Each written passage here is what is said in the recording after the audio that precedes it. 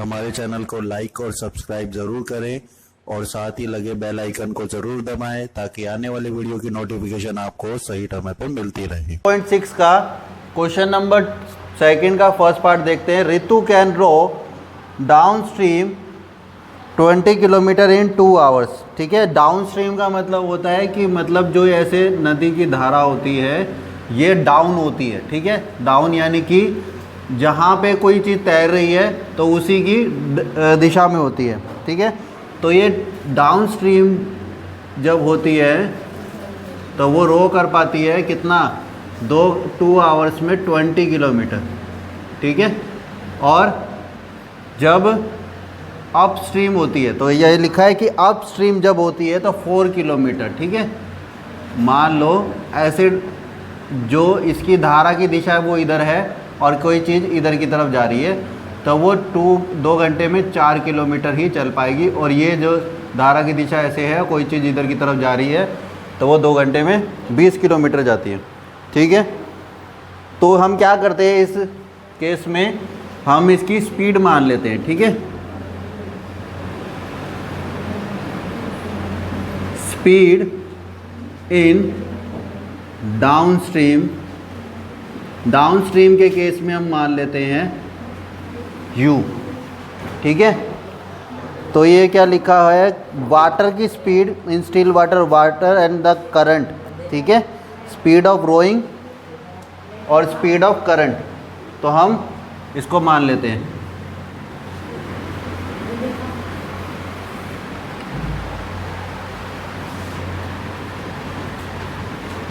Late करते हैं speed of rowing, ठीक है, और स्पीड ऑफ करंट। ठीक है, हम एक को u मान लेते हैं और एक को v मान लेते हैं। ठीक है, जैसे कि पानी जो है, पानी अगर एक ही डायरेक्शन में और वो जो चीज़ जा रही है वो भी एक ही डायरेक्शन में तैर रही है तो एक को u मान लिया और एक को हमने v मान लिया। जब एक ही डायरेक्शन में जा रहे हैं तो उसमें केस क्या बनेगा, अकॉर्डिंग टू क्वेश्चन क्या होगा केस, कि दोनों चीज़ जब डाउन स्ट्रीम का केस है तो दोनों चीज़ आपस में प्लस हो जाएगी। ठीक है, तैरने वाला भी और धारा की दिशा भी। और क्या होगा इसमें, चाहे पहले फॉर्मूला देख लो क्या होता है, स्पीड मल्टीप्लाई टाइम और इज इक्वल टू डिस्टेंस। ये डिस्टेंस वाला फॉर्मूला होता है। तो डिस्टेंस जो हो रहा है वो 20 किलोमीटर हो रहा है। ठीक है, और जो स्पीड है वो दोनों की क्या है, डाउन स्ट्रीम के केस में जुड़ जाती है तो u प्लस v हो जाती है। और जो टाइम है वो कितना लग रहा है, 2 आवर्स का लग रहा है। ठीक है, तो यहाँ पे मल्टीप्लाई में उधर जाके क्या हो जाएगा, ये डिवाइड हो जाएगा तो ये 10 आ जाएगा। तो u plus v is equal to 10, ये हमारी हो गई फर्स्ट इक्वेशन। अब देखो क्या है, अब ये तो केस था डाउन स्ट्रीम का। अब in case of up stream, ये कौन सा केस था, in case of down stream का केस था ये। तो इसमें भी वही फॉर्मूला लगेगा, speed multiply time is equal to distance. तो डिस्टेंस कितना जा रहे हैं, ये जा रहे हैं 2 घंटे में 4 किलोमीटर। तो ये स्पीड तो क्या हो जाएगी, जब अपोजिट डायरेक्शन में होती है तो स्पीड क्या होती है, माइनस हो जाती है, u और v की स्पीड माइनस हो जाएगी। और जो टाइम होगा वो तो 2 आवर्स ही लग रहा है और डिस्टेंस जो है लेकिन वो कम कवर हो रहा है अपस्ट्रीम के केस में। तो ये क्या है, 2 इससे यहाँ पे आके डिवाइड हो जाएगा, यहाँ 4 ऊपर आ गया, 2 नीचे, यहाँ आ गया 2।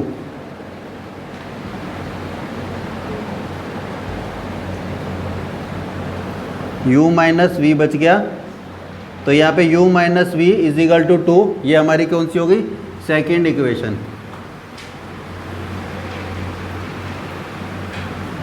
अब हम इसको सॉल्व कर देते हैं। देखो फर्स्ट इक्वेशन और सेकेंड इक्वेशन को ले लेते हैं। We take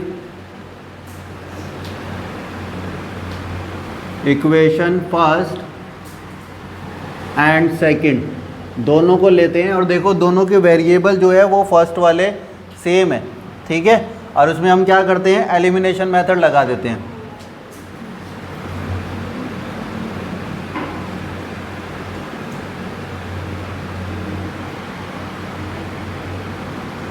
elimination method, elimination method में क्या होता है, दोनों इक्वेशन के वेरिएबल सेम करने होते हैं, शुरू वाले या बाद वाला कोई भी सेम कर दो मल्टीप्लाई करके, और क्या करना होता है, इसको सब्ट्रैक्ट करना होता है।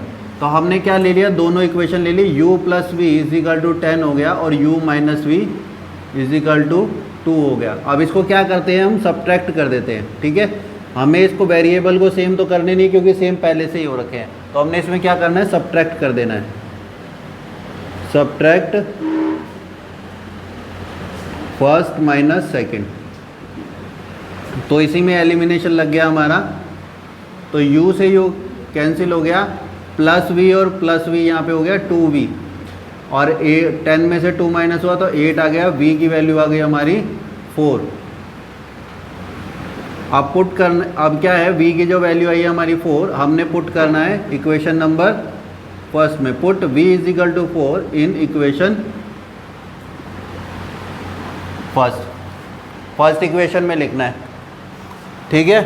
तो फर्स्ट इक्वेशन हमारी क्या थी, u plus v is equal to 10, तो v की जगह हम क्या लिख देंगे, 4 लिख देंगे। तो 4 इधर जाके क्या हो जाएगा, माइनस हो जाएगा, और u की वैल्यू आ जाएगी हमारी 6, ठीक है। तो हमारी दोनों वैल्यू आ गई।